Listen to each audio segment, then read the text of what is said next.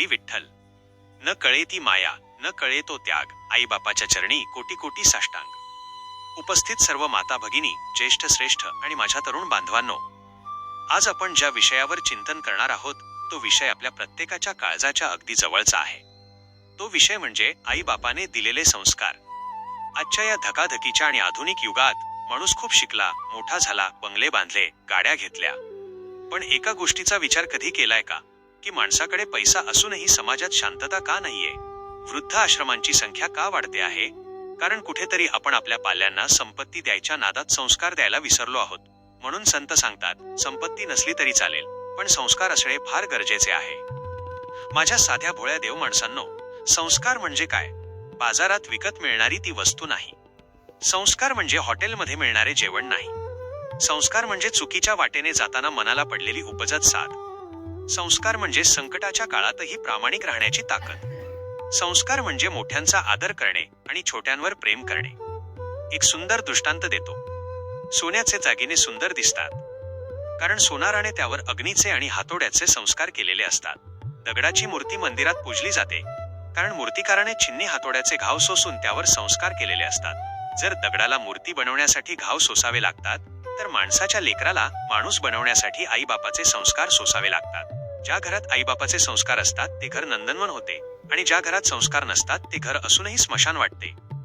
या जगात बाळाची पहिली गुरु कोण असेल तर ती आई असते. आई मुलाला फक्त 9 महिने पोटात वाढवत नाही, तर ती आयुष्यभर त्याला आपल्या काळजात जपते. आपण छत्रपती शिवाजी महाराजांचं नाव अभिमानाने घेतो, पण विचार करा, शिवराय घडले कसे? त्यामागे राजमाता जिजाऊंचे संस्कार होते. जिजाऊंनी बालशिवबांना महाभारतातील, रामायणातील गोष्टी सांगितल्या. त्यांना तलवारीची धार आणि नीतीचा विचार दिला. म्हणूनच शिवराय हे रयतेचे राजे होऊ शकले. आई आपल्याला काय शिकवते? घासातला घास दुसऱ्याला देणे ही आईची शिकवण असते. कुणाचे वाईट न चिंतणे हा आईचा संस्कार असतो. आजकाल आपण पाहतो, मूल रडायला लागले की आई त्याच्या हातात मोबाईल देते, पण जुन्या काळच्या आया मुलाला मांडीवर घ्यायच्या, अंगाई गीत गायच्या, देवाच्या गोष्टी सांगायच्या. मोबाईलमुळे मूल हुशार होईलही, पण संस्कारांमुळे मूल संस्कारी आणि दयेची मूर्ती बनते हे विसरून चालणार नाही. आता वळूयात बापाकडे. आईचे प्रेम वरून दिसते कारण आई रडून दाखवते, पण बाप हा नारळासारखा असतो. वरून कडक पण आतून तितकाच मऊ आणि गोड. बाप हा घराचा पाया असतो. तो स्वतः फाटकी बनियन घालेल, स्वतःचे चप्पल तुटलेले असेल, पण मुलाला चांगल्या शाळेत पाठवेल. बापाचे संस्कार काय असतात? बापाचा संस्कार म्हणजे शिस्त. बापाचा संस्कार म्हणजे स्वाभिमान. बाप आपल्याला शिकवतो की बाळा, कष्ट करून खा, पण कुणापुढे हात पसरू नको, कुणाचे हक्काचे हिरावून घेऊ नको. एक प्रसंग सांगतो. एकदा एका मुलाला रस्त्यावर पैशांचे पाकिट सापडले. मुलाने ते घरी आणले आणि बापाला दाखवले. तो बाप गरीब होता, शेतमजूर होता. जर तिथे दुसरा कोणी असता तर म्हणाला असता, ठेवून घे, देव पावला. पण त्या बापाने मुलाच्या पाठीत एक सणसणीत चपराक मारली आणि म्हणाला, हे पैसे ज्याचे आहेत त्याला नेऊन दे. दुसऱ्याच्या घामाच्या पैशावर आपल्या घराची चूल पेटू शकत नाही. हा असतो बापाचा संस्कार. ही चपराक त्या मुलाला आयुष्यभर कधीही चुकीच्या मार्गावर जाऊ देत नाही. श्रोते हो, आजच्या तरुण पिढीला मला एकच गोष्ट सांगायची आहे.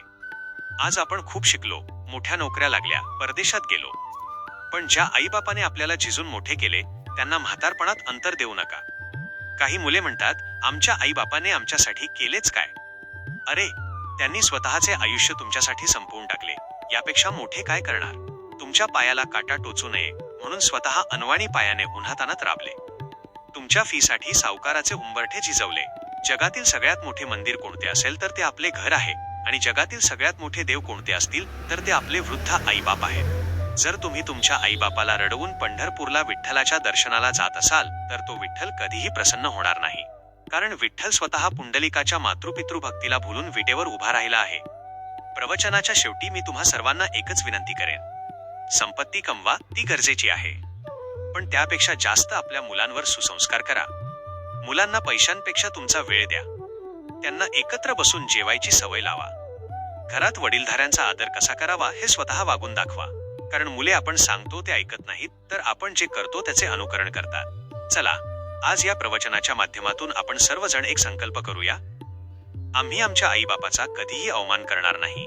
आमच्या कर्तृत्वाने आईबापाची मान समाजात अभिमानाने वर होईल असेच वागू, आणि आपल्या पुढच्या पिढीलाही हेच संस्कारांचे गाठोडे सुपूर्द करू.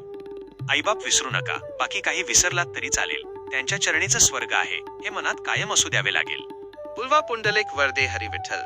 श्री ज्ञानदेव तुकाराम पंढरीनाथ महाराज की जय. धन्यवाद. रामकृष्ण हरी.